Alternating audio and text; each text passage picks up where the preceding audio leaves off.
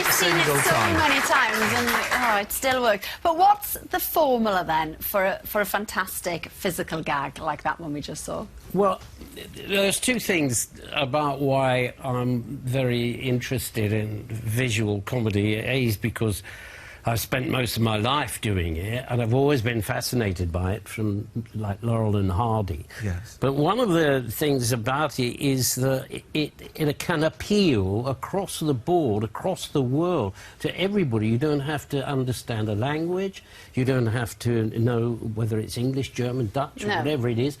That clip could travel the world, and every country in the world people will laugh at it, is because it's descriptive. But to do it takes quite a lot of interesting. How long analysis. were you rehearsing that scene for? Well, that, you see, didn't really come about. I mean, there's a longer story, but the point that I was able to do it is because whenever I was on stage years ago, I spent a lot of time in summer seasons and things, and whenever I could do it, I manipulated a moment in time, because there's always a settee in a farce on the front of the stage, and I would always manipulate in order to lean on the settee and pretend to lean, then fall. There's always a big laugh. Yeah. So when we did that, the trick of it is that you will notice you have to go against your instinct, because when you reach that point there where I was in the time, your instincts normally take over, which is your arm comes out, your head turns, and your knee comes out to save your head. Yes. And now what makes it funny is that he decides not to do any of that, and so he becomes... he's an idiot. Well, it will fill us with joy for many years to come. Well, there you are. There it is. There's a quick explanation for you. Thank you. I'm not telling you any more of my secrets, so carry on. We'll just make sure that the back of that settee is quite solid. Exactly. You're in the same position there. Anyway. Now, back in the day when Sir David was driving around Peckham, his motor of choice was an old three-wheeler, and as it happens, it's parked just outside there, which we'll get to a little bit later. Now, of course, already tonight we've been talking about Star Wars, but I think even Trigger would have been surprised to hear that a car with three wheels like that one could turn up in a galaxy far, far away. The Bond Bug. 3 wheels, a 750cc engine, and a top speed of 76 miles per hour. In 1970, it was the coolest thing in modern motoring. But its lasting legacy would be as the hidden heart of a vehicle from a long time ago in a galaxy far, far away. The mystical universe was conjured from the imagination of American writer and director George Lucas. He made most of the film here in Britain, and many British engineers and designers were brought in to bring his world to life. They created hundreds of new models and searched for ordinary vehicles they could turn into alien craft.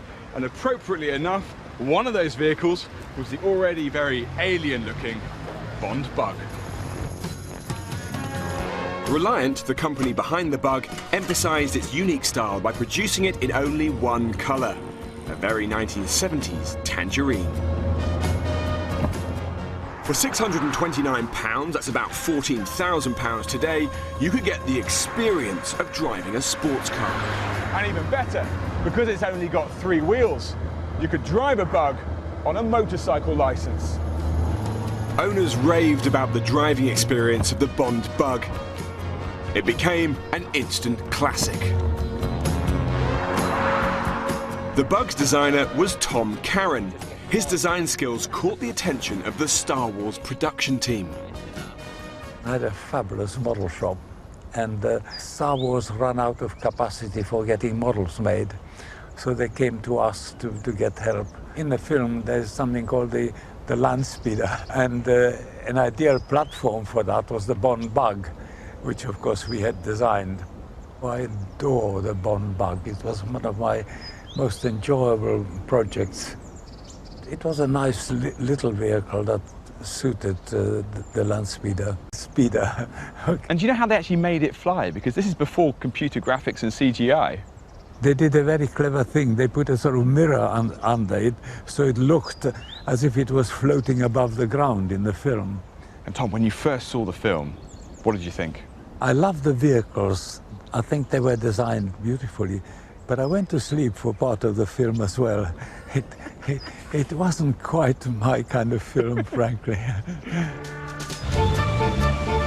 38 years later, The Bug is a well-loved classic. Members of the Bug Club get together at rallies across the world to compare notes on their turbo-powered tricycles. Rory, how's it going? Fine, thank you very much. Good to see you. This is a very impressive lineup, isn't it? It's a beautiful lineup. It's not very often you see one on the road, let alone 11 like this. So what is the Bug Club? The Bug Club's a group of enthusiasts who basically fell in love with the car just like I did. You've got a classic one here, but people do modify them, don't they? Oh, definitely, yeah. You'll never find two bomb bugs the same. Only 2,268 of these futuristic little gems ever rolled off the production line. Today, they're a rare collector's item, and part of their appeal will always be their starring role in Star Wars. Do you like the idea that there's a hidden bit of heritage within Star Wars that will forever be the Bug? It's always nice to know that in 300 years' time people will remember that film. And it's nice to think that the bomb bug will be part of it. I love them. Now, David, we know that your car's outside, as we said, and that little film gave us an idea. So let's just play a part of it again. They did a very clever thing. They put a sort of mirror under it, so it looked as if it was floating above the ground in the film. So, no prizes for guessing what we're going to do. We're going to give Dave till the end of the show to see if he can make your three-wheeler float just by using a mirror and, of course, the lightsaber.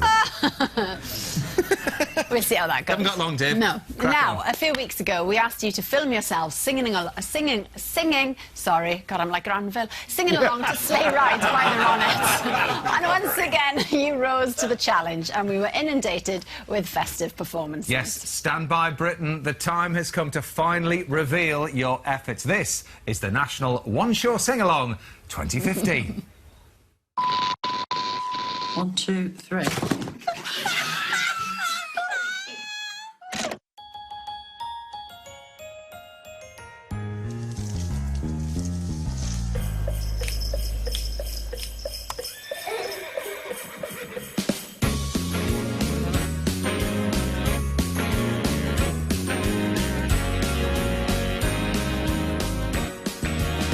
Just hear those sleigh bells jingling, ring, ting-a-ting-a-ling, too. Ring-a-ling-a-ling-ting, dong. It's lovely weather for a sleigh ride together with you. Ring-a-ling-a-ling-ting, dong. Outside the snow is falling and friends are calling you. Ring-a-ling-a-ling-ting, dong. It's lovely weather for a sleigh ride together with you. Ring-a-ling-a-ling-a-ting, dong, ding. Ring-a-ling-a-ling-a-ting, dong, ding. Ring-a-ling-a-ling-a-ting, dong, ding. Nice and rosy and comfy and cozy are we. Ring-a-ling-a-ling-a-ding, let's now go up together as birds on the feather will be. Ring-a-ling-a-ling-a-ding, let's take the road before us and sing a chorus or two. Ring-a-ling-a-ling-a-ding, come on, it's lovely forever, stay together with you. Ring-a-ling-a-ling-a-ding, dong, ding. Ring-a-ling-a-ling-a-ding, dong, ding. Ring-a-ling-a-ling-a-ding, dong, ding. Ring-a-ling-a-ling-a-ding, dong, ding.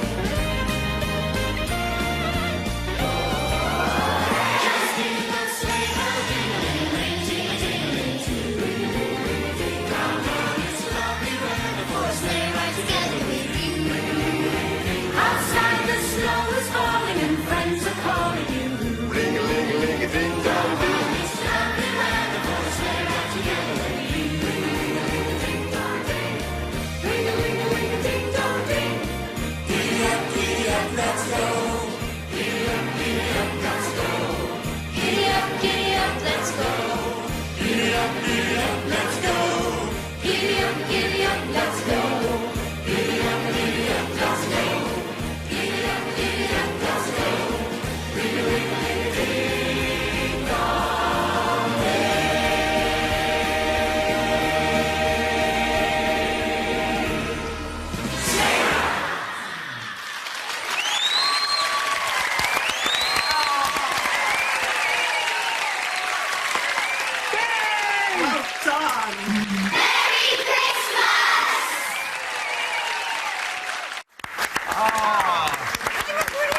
you so much Yeah. to all of our One Show viewers for doing that. Every single one of them a One Show viewer. Would you believe that? Yeah. Right. OK, so we asked earlier if you were re-gifting this year. On some, shame on you are. John was given this, but can't face eating it. It's some sort of duck pate. Yeah, I'm with you on that. These are all presents that people have received and they're sending on. This is from Ollie, who said that a relative was given this in the 70s.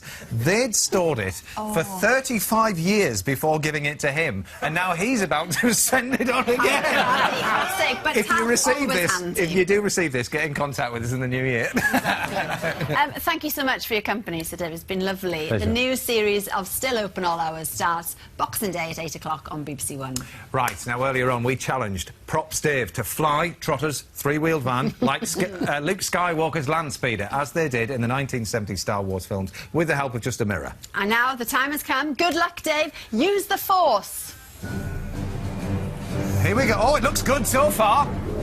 Oh, it's tremendous! Hey, what? Look at that! Tomorrow with Lily James and James Norton. Good night. See ya!